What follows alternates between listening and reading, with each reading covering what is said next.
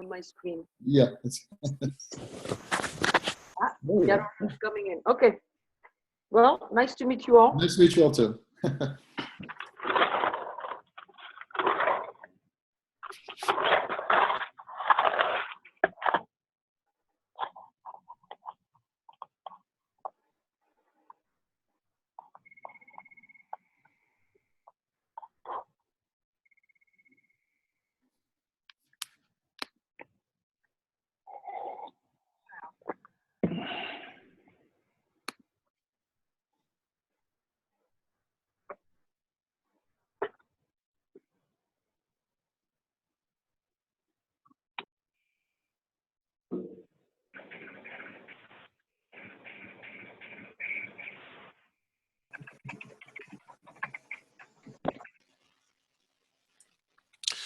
So good afternoon, everyone. My name is Tim Wilson, and I am the Assistant Vice President for Student Development here at Seattle University and the Interim Dean of Students. And I'm very happy that you have all been able to spend some time with us today to talk about a really important topic, the off-campus housing options here. Just as a matter of context, this particular webinar filled up faster than any webinar that we have ever had, and this is our second year in doing this, so we know that we've hit a real vein here.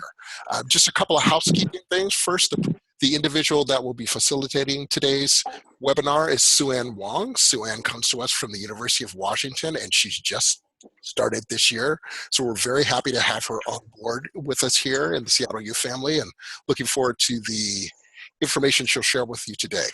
I would ask you all to do us a little favor, and that is if you could mute yourselves during this, that would be great, because then that way the presenter doesn't necessarily hear all of the background information, and the US participants don't hear that as well, so that you can go ahead and enjoy everything that we're going to do with the webinar.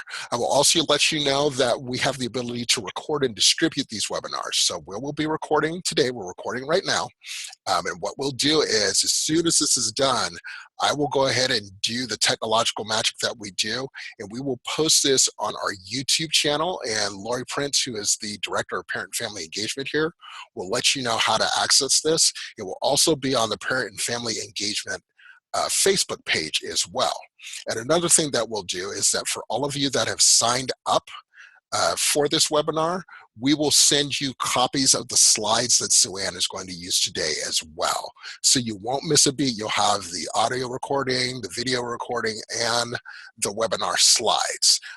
So without further ado, I'm going to hand this off to Suanne Huang, and she is going to take us through the off-campus housing webinar. Here you go, Suanne.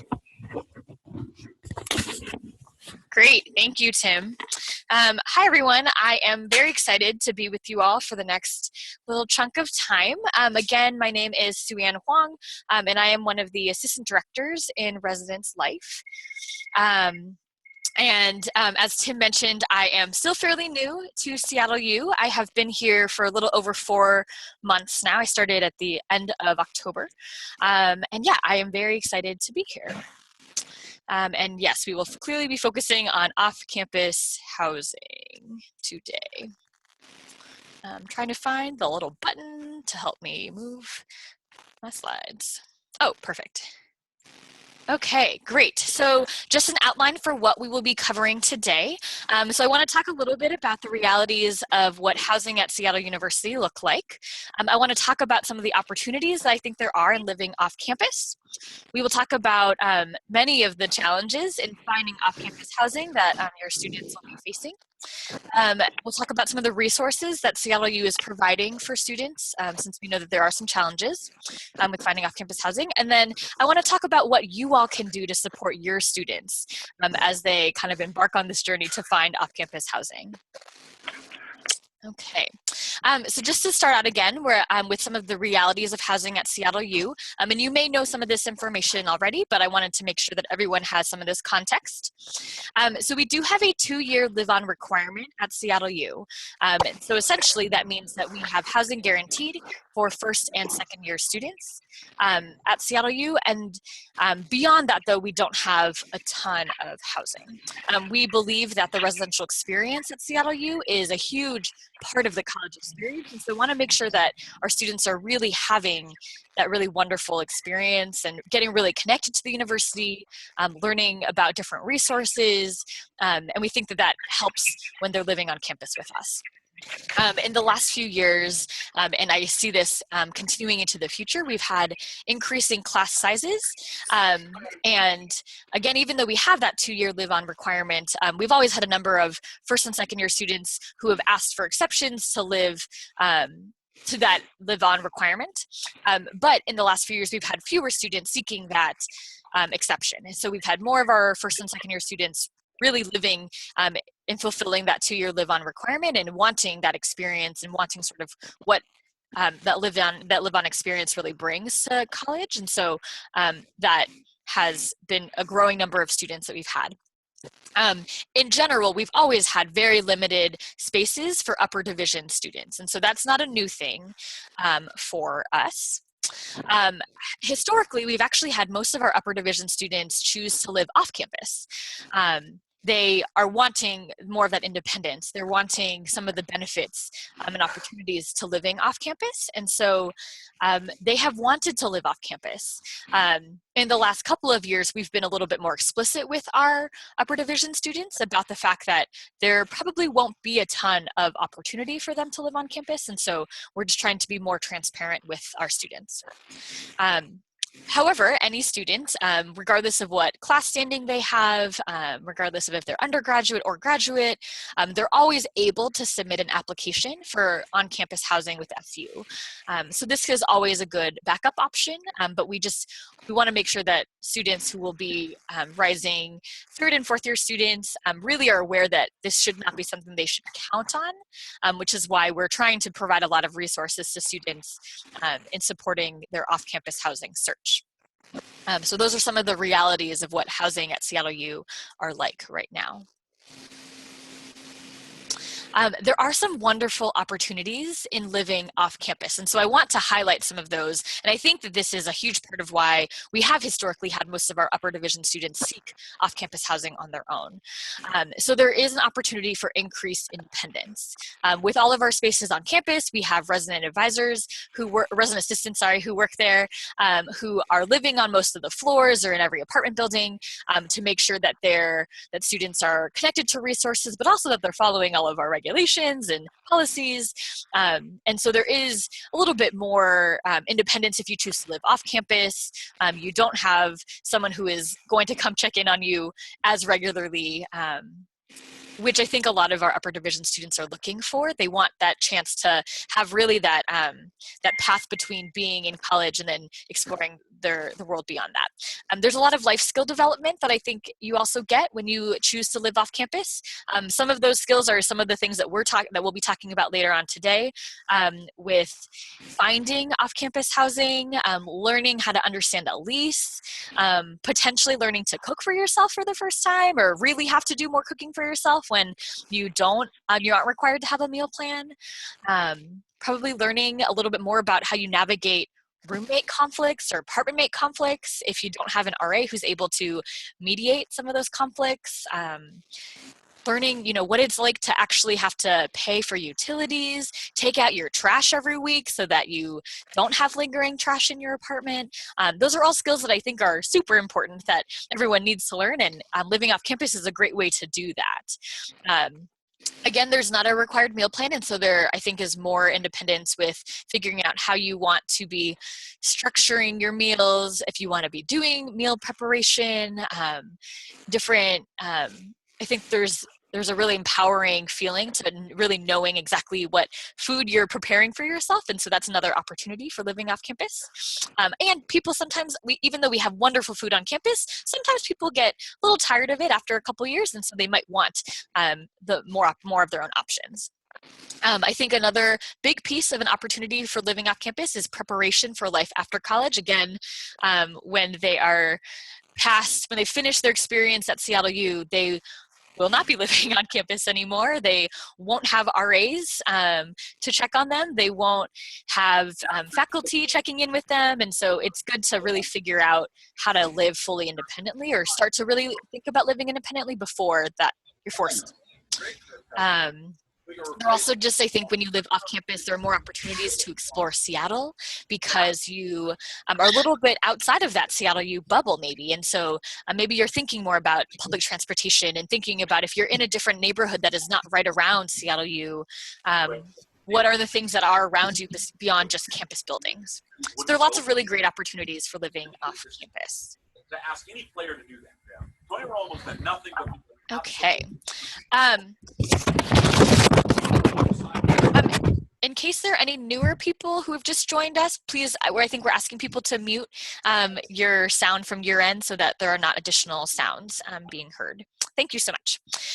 So again, I think there are lots of opportunities with living off campus. There are also definitely challenges in finding housing. So we want to definitely acknowledge those things. Some of the different challenges that I think there are that we will focus on today are rent prices, specifically in Seattle, potentially a lack of knowledge of the process of how to find housing, a lack of a set timeline. Every market is really different with finding housing, and Seattle's is probably a little bit different than other cities, and so I think that's additionally a challenge. The amount of time required to find housing can be significant sometimes. The variety of different options, and then also commuting and thinking about proximity to campus. So these are some of the challenges we will explore today that I think are good for you all as parents and families to be aware of, that your students are probably also starting to become aware of as well. Rent. So I'm sure that many of you have heard about this or are aware of this, but the Seattle housing market is very competitive and with a very high demand. We're a very quickly growing city. We have lots of large companies that are growing in the area, and so that definitely impacts rent in the area. Students are only a small portion of those living in Seattle and seeking housing, and so sometimes some of the market rates can be targeted towards non-students who might have some different income options and income flexibility and rent flexibility, I guess. So that is definitely a reality of the markets in Seattle. So these are just some good numbers for you all to be aware of, especially if you're not in the Seattle area. But as of February, last month, I guess, the average rent in Seattle for kind of all beds in general, 2,141. And then for one bedrooms, it was about 1,978. And then for two bedrooms, 2,746. So that's pretty high. And so I just want to give you that context for the larger Seattle context as to what rent is looking like. And then I think my next slide looks a little bit more at some of the areas around Seattle U. So this map here is just the Google map, but the little location that's marked on here is Seattle U, and you can sort of see some of the indicators of some of the different neighborhoods around. And so on the left side of the screen, you can see some of the average rent prices for some of these neighborhoods that are right around or fairly near Seattle U. So Seattle U is sort of in the First Hill, Capitol Hill area, and you can see from the left there that those prices for the average rents are pretty high, both over $2,000 a month. So there are some definitely challenges with rent prices. First Hill, Capitol Hill, downtown, all of those are right around us at Seattle U, and those are all areas that are not just populated by Seattle U students. A lot of the people moving into Seattle who are working at some of our large tech companies are living in these areas. So again, when there are property managers and developers who are building new apartments, some of the rates that they are proposing are targeted towards some of these kind of people working in the tech industry, I think, and other industries as well.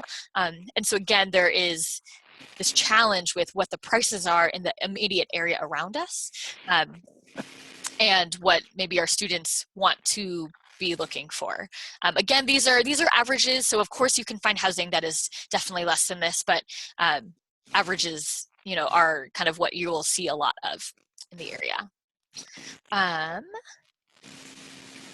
We wanted to just do a kind of a neighborhood rent comparison. So this was a chart created in spring of 2016. So I haven't had a chance to update it yet.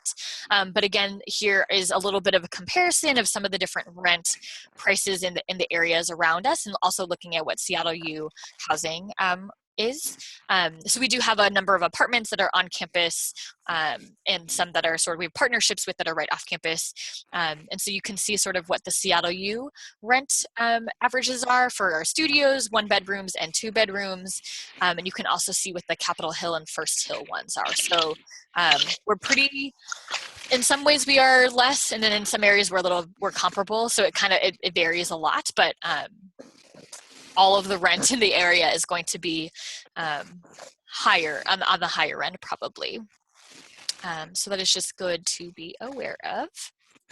The next kind of challenge that I wanted to look at for our students is knowledge of the process. With most of our students who are looking for off-campus housing, this is probably the first time they're looking for housing on their own.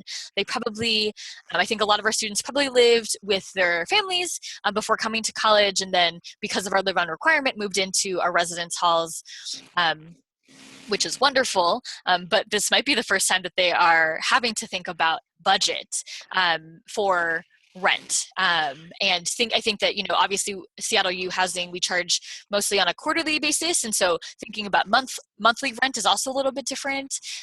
When thinking about budgeting, with Seattle U housing, utilities and internet are all included.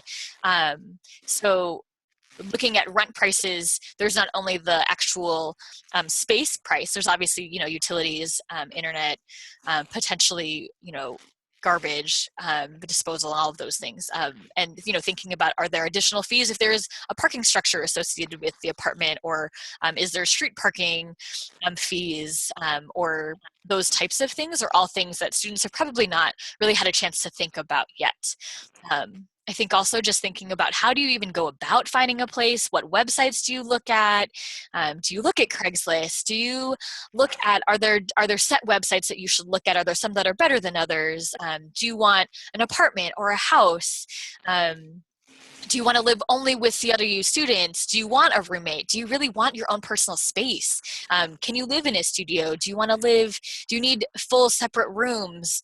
All of those things, I think, there are just so many options that students probably just haven't had a chance to really think about. Also just thinking about understanding leases. When you engage with a landlord, what are questions to ask? What are your rights and responsibilities as a tenant? When you are living off campus and live as a part of the larger community around Seattle U or in Seattle, what are the laws that you are still held accountable to that are separate from our student code of conduct, right? So I think that all of those pieces are often things that students are thinking about for the first time, and so those are all questions that they're probably exploring. And even just thinking about, what are their needs in a place or location? How close to campus do they want to be? How far away are they willing to be if rent prices are a little bit lower further away? So it's a lot of the knowledge pieces are things that they just maybe haven't had to explore before, which is definitely understandable. In addition, it's hard to know what you don't know. As I'm sure that we've all had experiences where as you're starting to go through an experience, that's when you're starting to realize, I actually didn't think about that question before, or I haven't thought about that, or I didn't know that this was a question I should even be asking, or I made assumptions about the process. And so that, I think, is an additional challenge when you don't know what you don't know. I think that there are so many different varieties and individual processes. And so with different requirements for credit and rental history, income verification, whether some apartments and some houses allow co-signers, some don't.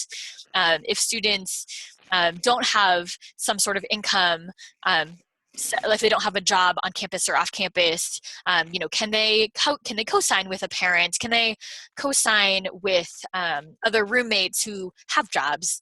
I think all of those, again, requirements are a little bit different, and so there's just so many details to have to pay attention to. And again, as I've mentioned, every city's market functions a little bit differently. So even if a student has looked for housing in a different location, whether it be in Washington or not, or in a different country even, you don't know kind of how Seattle's market functions until you start looking in Seattle's market. So advice is always really helpful, but might not be enough if there's not specific advice to the Seattle market. So lots of knowledge that students are learning and gaining as they're going through this experience, but maybe not before. The timeline is also kind of interesting with every housing market. The Seattle housing market, again, moves very quickly. And so there's not like a set time period of when you'd want to be looking for housing to guarantee it for September 2017, which I think, again, there's just a lot of ambiguity with that. Leases also vary in when they start. There are a lot. Some of them can just really be starting at any month. Some of them are June to June. Some of them are September to September. And so I think that there are, again, so many options that can be challenging. Apartments are often listed as available around the 10th of the month, at least in the Seattle market. So to be able to give landlords 20 days notice of the fact that a renter is going to be out the following month. So that sometimes means that there might be really great options for apartments that might not be available until the summer. And so depending on when students would be looking for lease starts. And so that, I think, is another sort of timeline challenge. Newer apartment developments that are just being built right now and that will be ready in the spring or the summer, they might be able to take applications earlier. But for existing apartments and houses, it's a little bit harder to anticipate the vacancies. I think a lot of apartments are starting to kind of right now and in the next couple of months figure out who is returning to spaces, who is going to be re-upping their leases. But until they have gone through that process, they won't exactly know what they have available for the next academic year. Again, I think because of when apartments become available in Seattle sometimes, there might not be apartments that are available, or they might not even know that they're available until June or July or August. And so again, if students are finishing up the school year in June, they might be searching for apartments from afar if they're not staying in Seattle over the summer, which presents kind of some different challenges with being able to visit spaces and see them for yourself. Another one of the challenges, I think, is the amount of time required to look for housing and look for apartments. So again, each apartment or house might have some different nuances with requirements and what they offer. So even the amount of time that it takes to go through that information, look at apartment websites, go onto Craigslist and look at what are the different requirements, what do the applications look like, all of that can take some time. For each different apartment or house, sometimes it can take time to submit the application, do a tour or interview with a landlord or property manager, review the contracts, talk with potential roommates about whether this is a good option for everybody, whether it meets the needs of every individual. So I think that especially if students are starting to look in the spring, they're students, right? So they still have class, they still have homework, they still have all their co-curriculars that they're involved with, they might have jobs. And so adding housing search on top of that can obviously be a challenge. Also, just the fact that spaces go very quickly because the market in Seattle it just moves quickly can be a tricky thing with the amount of time required with housing. So we definitely encourage people to act quickly because of how quickly the market turns around. But again, that requires time in addition to all of the requirements of being a student and managing all of those pieces. Another challenge that I think is important to be thinking about is commuting and proximity to campus. So this map here is a map of sort of where the Redhawk safety escort that the university provides through our Department of Public Safety. This is sort of the region, the area that is serviced through it. And so this is a nightly escort where there are there are cars on campus that can drive students from campus to somewhere off campus if it's in the evening and they don't feel comfortable going alone. And we want to make sure that our students are safe since we are in a city. So a lot of our students do choose to live right within this kind of Redhawk area range. But as we've mentioned before, the area right around Seattle U is pretty expensive. So what are some of the pros and cons of staying closer to campus within potentially walking distance or the Redhawk safety escort distance versus price? So those are some things that are important to think about for students. as we've sort of mentioned, again, all housing in Seattle is generally pretty expensive right now, but more affordable housing can sometimes be found a little bit further away from the area right around Seattle U. And so kind of thinking again about weighing those pros and cons. Parking is something that I think that students will want to be thinking about if they are, once they're living off campus, if they have a car. City parking is often street parking. Some of the areas are zoned. The zone immediately around Seattle U is actually subsidized by both Seattle U and some of the hospitals in the area, so that if students live right around, they're able to get their street parking for free, or their zoned parking for free, but some of the areas a little bit further out might not be subsidized, so that's important to be thinking about. If they're going to be driving to and from campus, thinking about the cost of parking on campus. So for commuter students, this year it's $255 a quarter. And then if students are doing a carpool where multiple people are using one vehicle to park on campus, it's $145 a quarter. So that's an additional part of their budgeting that I think will be important to be thinking about. Also just thinking about if they are not going to be driving to and from campus, but they want to take the bus or take the streetcar or light rail, we have a partnership with King County Metro to subsidize the cost of that public transportation. But students would still be paying about $81 a quarter for an Orca pass. And so that is another part to think about with budgeting. If students want to be doing that, obviously we have a lot of it's a very walkable city for the most part, and so students can choose to walk, or if they want to bike, we have lots of bike racks on campus. We have bike share programs on and right around campus. You can register your bike with our public safety office so that if there's anything ever happens to your bike, we could potentially track it. There are secured bike racks as well that students can register for space in. So there are a lot of different options for how students might get to and from campus, but it is something that they will want to be thinking about, since when they were living on campus, they were probably mostly just walking because we're a fairly small physical campus location. I think those are, so those are all the challenges that I wanted to sort of highlight today in thinking about the challenges that students will be facing when they're looking for off-campus housing. But I did want to talk about some of the great things that Seattle U is doing to provide resources for students. So I think my position is actually one of the great things. So again, I've been here for a little over 4 months now. And when I was interviewing for this position, the job description was sort of rewritten to have a couple of bullet points in there related to supporting students who are seeking off-campus housing. So it is specifically written into my job description to be doing some of the things to support students. So I have a couple of workshops that I'll be facilitating in the spring. I am facilitating an off-campus housing fair. There are printed resources that we have in our office in Housing and Residence Life. We're working on some other pieces as well. We have a website.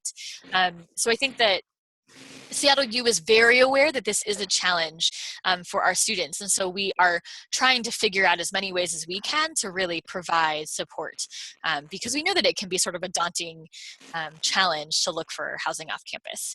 Something that we're also trying to be doing is providing clear and upfront expectations for our rising juniors. So those who are currently in their second year living on campus, we are very clear with them, and we have our student staff that are very clear with them as well from the beginning of the year that there is a very, very high chance that they will need to be living off campus next year, just based on the limitations with our housing occupancy.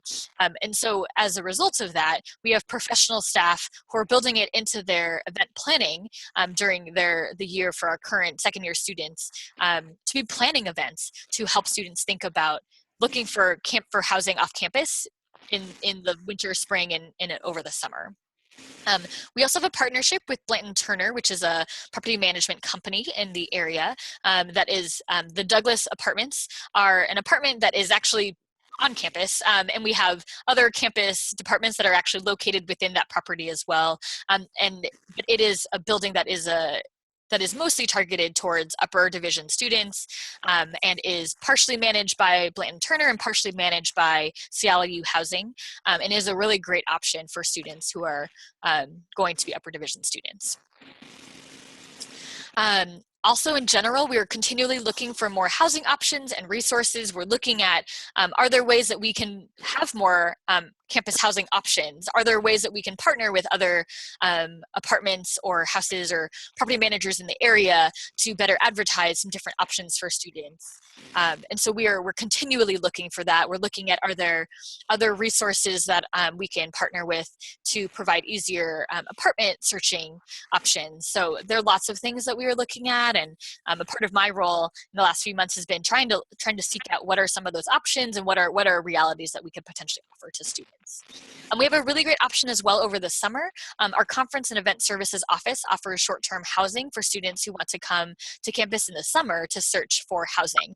Since again, we've talked about how with the timeline of when apartments are available, sometimes searching in the summer can be kind of a good option.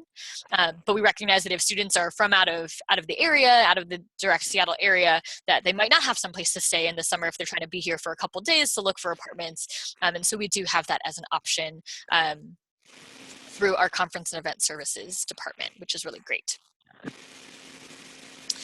So I wanted to just highlight some of the different programmatic resources that are happening through the Housing and Residence Life Department. So for students who are living in the Murphy apartments this current year, sophomores mostly, the RAs in that area have been doing an event each quarter to talk about off-campus housing, to again prepare students earlier for what some of that process might look like.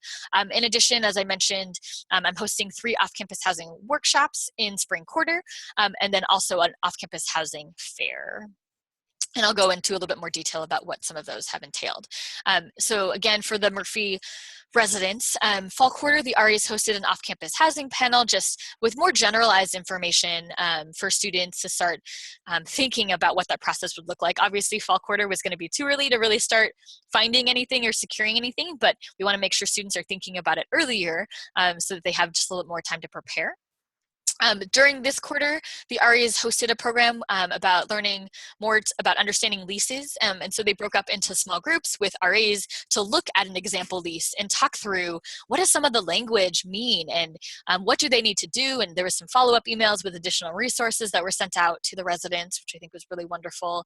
And then spring quarter, they're actually going to be helping to advertise for the different workshops that I will be hosting spring quarter. So the off-campus housing workshops that I will be hosting, these will be 90-minute sessions to talk about searching for off-campus housing. So the content that will be in there will be about 60 minutes of content looking at how to find a place to live, what are some questions to ask of landlords and kind of themselves as they're sort of reflecting on their needs.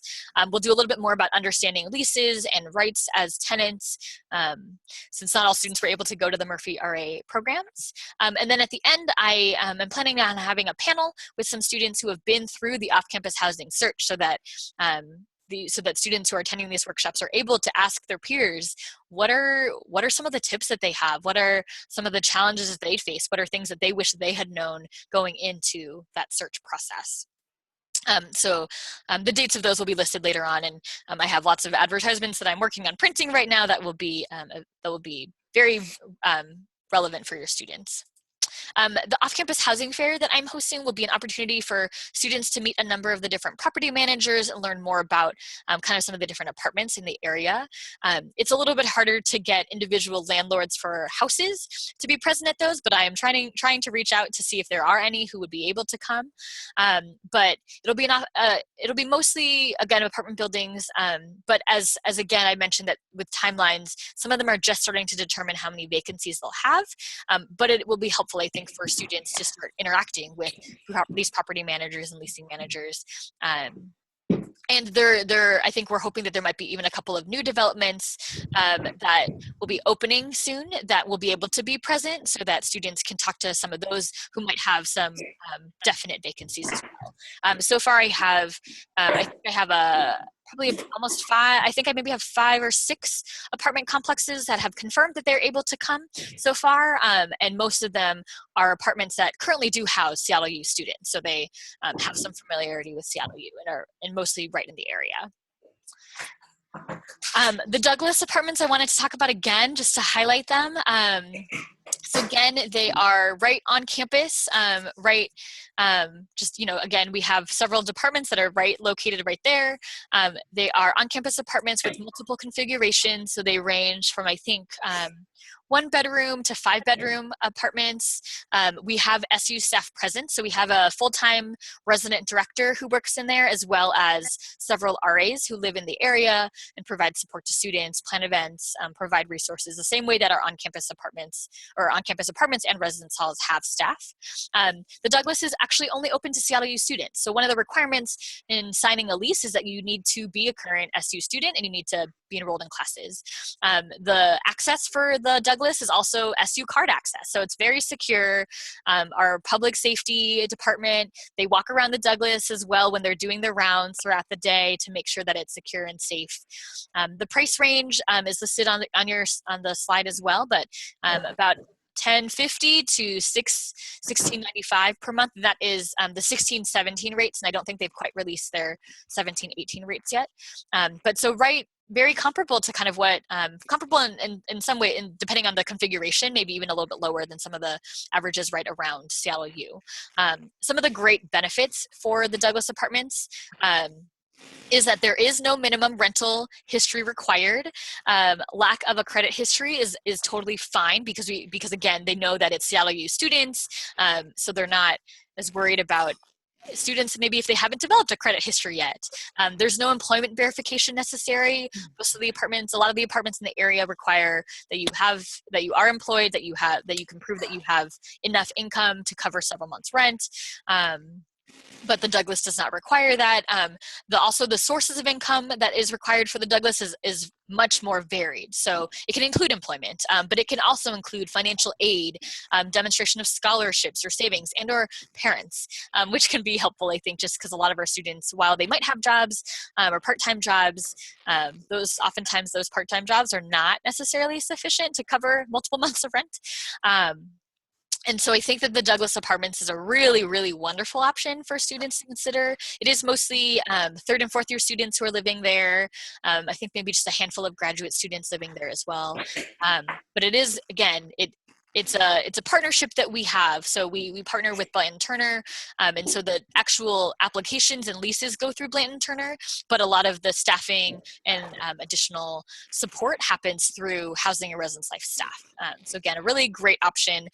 We try to work with the Douglas to see if their application process can happen right before the Seattle U housing application process, so that if students are maybe looking to apply for housing with Seattle U as a backup option, that they would hopefully have found out whether they've gotten into the Douglas before that, so that it's just an easier, seamless process. So I think that's a lot of information that I've just thrown at you, but I want to talk about how you all can help. I know that you all want to be helpful to your students because, again, this can be a daunting process. And so here are some ways that I wanted to point out as ways that maybe you can help your student in this process. You are a great resource for your students. So, sorry, there's a typo on my slide, but you can ignore that second bullet point. But we definitely encourage you to give some input and ask your students questions. But we really encourage you to allow your student to take ownership of the process. At some point, I know that it can be hard letting your students sort of fly out of the nest fully on their own, but it's an experience that we want them to have. We think that it's a part of their learning and growing experience as part of the SU experience. And so we hope that you will help us allow your students to take ownership of this process. We want you to talk with your student about searching for off-campus housing. Again, I think most of our rising third-year students have probably already started to think about it, but in case they haven't, spring break is a great time to start talking to them about whether they have started to think about it or not, and where they are in some of that thinking. Work with your student to think about a realistic budget. So again, we've talked about some of the expenses to consider, but just to reiterate some of those, thinking about rent, utilities, internet, cable, potentially an Orca pass or parking fees, and also furniture. Some apartments might provide furniture, most of them aren't going to, and so there are some additional costs to consider with purchasing furniture, and thinking about, you know, how is your student going to be funding their housing? Are you able to help provide some financial means for students' housing? So I think that those are really just important things for them to be thinking about and having a really realistic sense of what their budget is going to be, because that's what they will need to know before they go and talk to landlords and property managers and all of that. I think talking with your students about what are their needs for housing will be really important. So what type of housing are they looking for? Do they want to find a house with a bunch of friends so they have some shared space, but maybe in a little bit more independence if they're not living in an apartment area? What are different floor plan options they want? Do they want a roommate? Do they want to share a bedroom with a roommate? Do they feel like they need that studio on their own now? Those are all important things to consider. Location, again, how close to campus do they want to be? Are they willing to be a little bit further away? What are the pros and cons of all of that? Thinking again about parking, if they want a pet, thinking about if there's a pet deposit with an apartment or a house. Again, thinking about distance from campus. All of these are things that your student will need to probably decide for themselves, but if they haven't started thinking about these things, these are good things for them to start reflecting on as they are figuring out, as they're sort of discerning what their housing options are really going to be.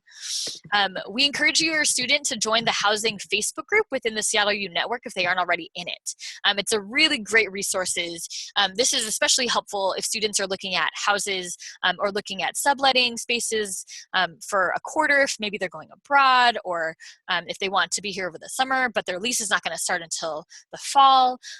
This is where a lot of students are posting if they have a space in an existing house or an apartment, or if they need a subletter, or maybe if they're looking for a roommate. So this is just a really great option for students in addition to all the other resources. We encourage your students to start looking at apartment search websites to get a feel for what listings look like. You know, thinking about if a listing on Craigslist has, if it's looking like the price is really, really low, is it actually too good to be true? Could it be a scam? We want students to start looking through that as apartments are starting to become available or will be starting to come available soon, so that it's not a surprise and they're not just starting to think about that when the timing is a little bit more urgent maybe. We think that it's important for your students to think about whether they want to be in Seattle for the summer. That could dictate different lease start dates. And so if they haven't thought about their summer plans, they probably should start thinking about that. Obviously, I'm going to encourage your students to attend the workshops in the off-campus housing fair that I am facilitating. These are the dates of the off-campus housing fairs.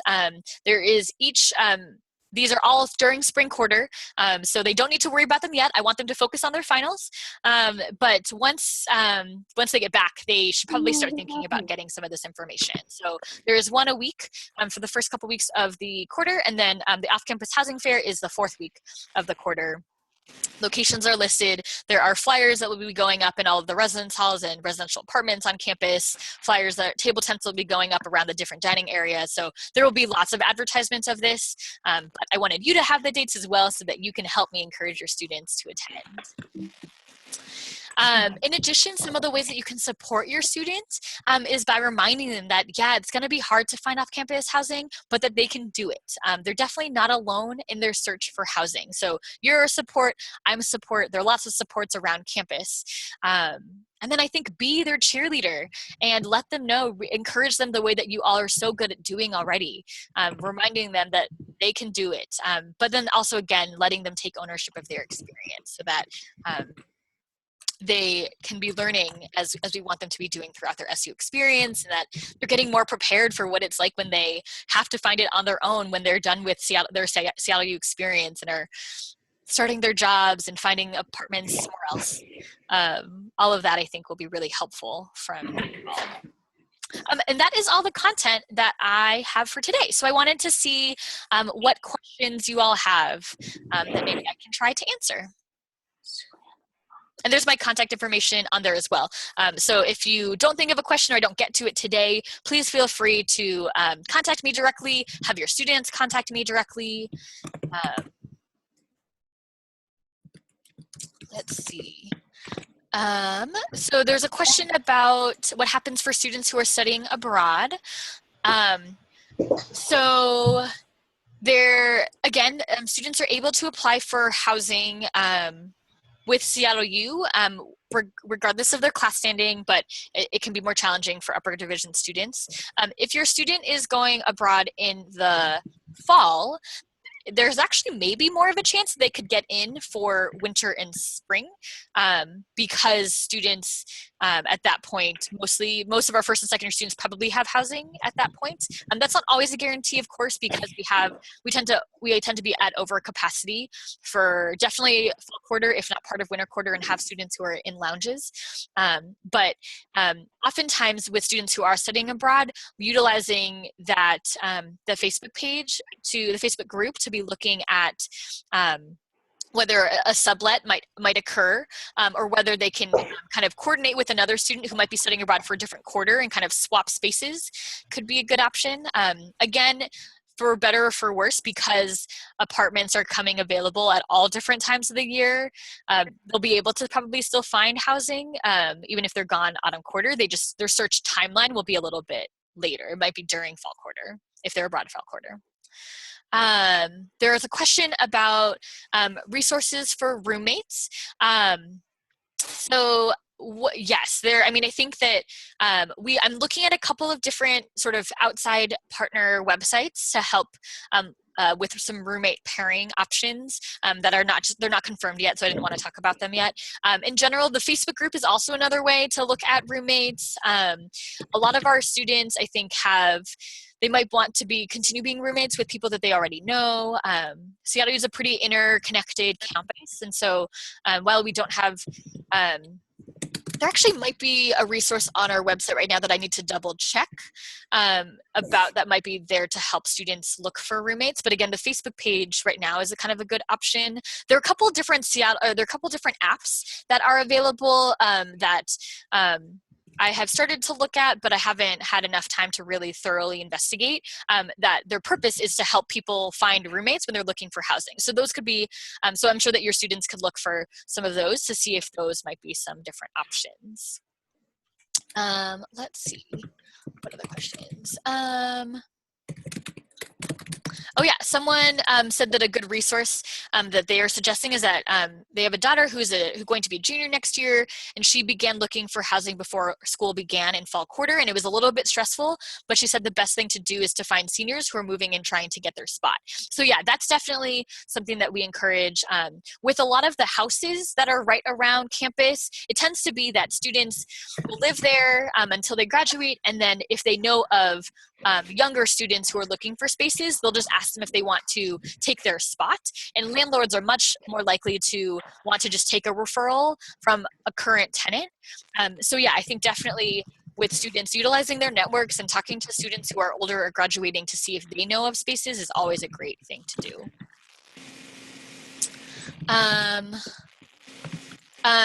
So there's another question about roommates that we talked about. The webinar is being recorded, so it will be available online later, either this week or next week, probably. Yeah, so with all the other webinars, I think that Lori's office has been able to put on, they've been put on the website, so it'll also be there. I think it'll also be on the Seattle U YouTube channel, I think, or the parent and family channel. Let's see. So there's a question about the official qualified higher education expenses for IRS use of 529 money. I don't know the answer to that, but I'm going to make a note of it so that I can figure out more information. And if the person who had the question about the official qualified higher education expenses wants to email me so that I know who you are, once I try to get more information about that, I can get that answer to you for sure. Okay, let's see. The Douglas Apartments, the Douglas Apartments, I believe, are a first come, first serve with application, and not a lottery. The lottery is for Seattle U housing, like for the Murphy Apartments or for the Yobi Apartments. But the Douglas is based on application. like when you submit your application is my understanding of that. And if I will double check that, and if that is incorrect, I'll make sure that we're able to send that information to you all.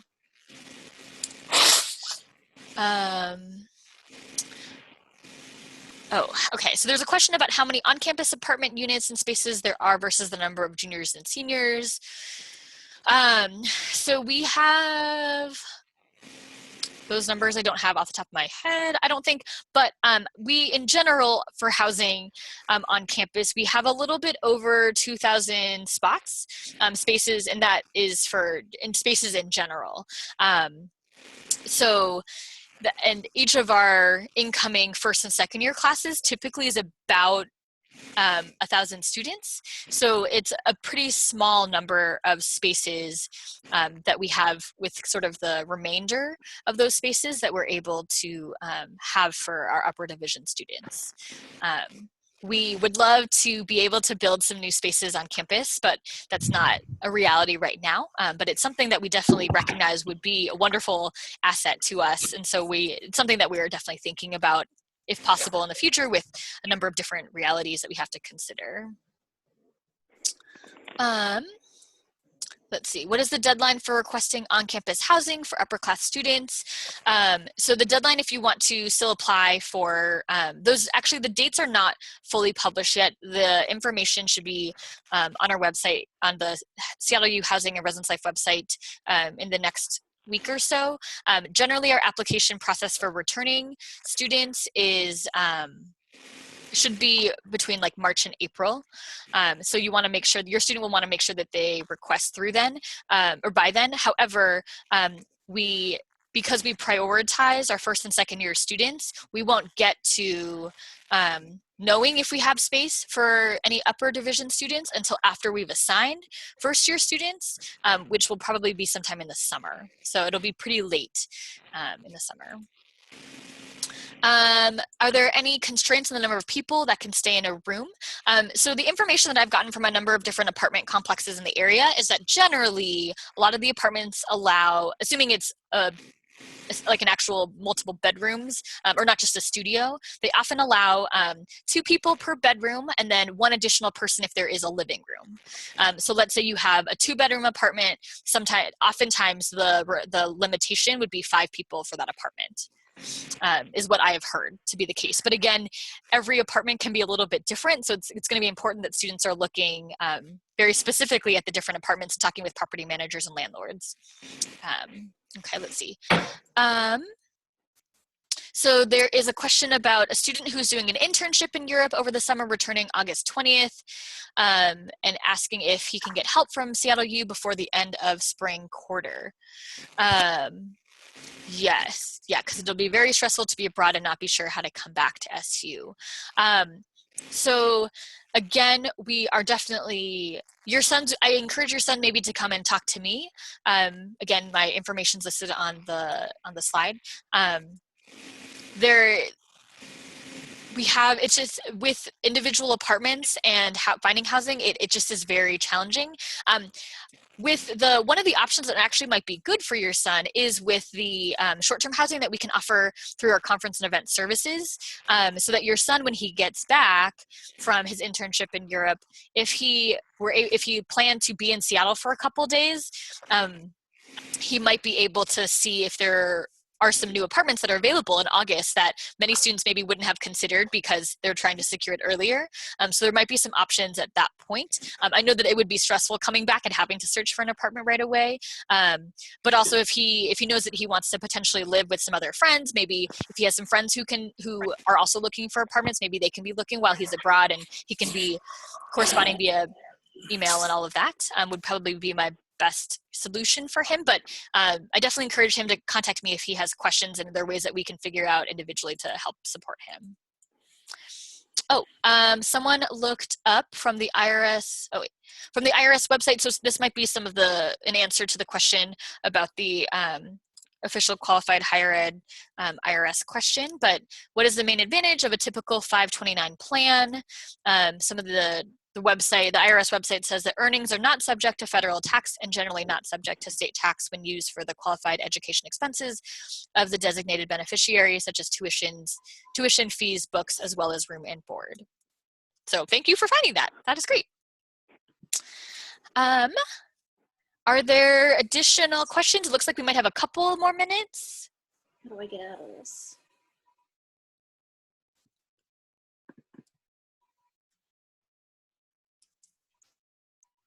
Oh, and this is good. I don't know if everyone saw this, but someone pointed out that when you actually use the 529, you must provide documentation on how much you used and for what. So that's good to be aware of. Great. So it looks like there aren't any additional questions. So again, my contact information is on the slide. So please feel free to reach out to me if you have additional questions. Please encourage your students to reach out to me and to attend the workshops and the off-campus housing fair. Thank you so much for spending some time with me today, and I hope that this was helpful. And yeah, again, ask me any other questions you want in the future. Thank you so much for spending time with us today. Bye. Thank you. Bye. Bye. So thank you again, Sue-Ann, and thank all of you for spending time with us.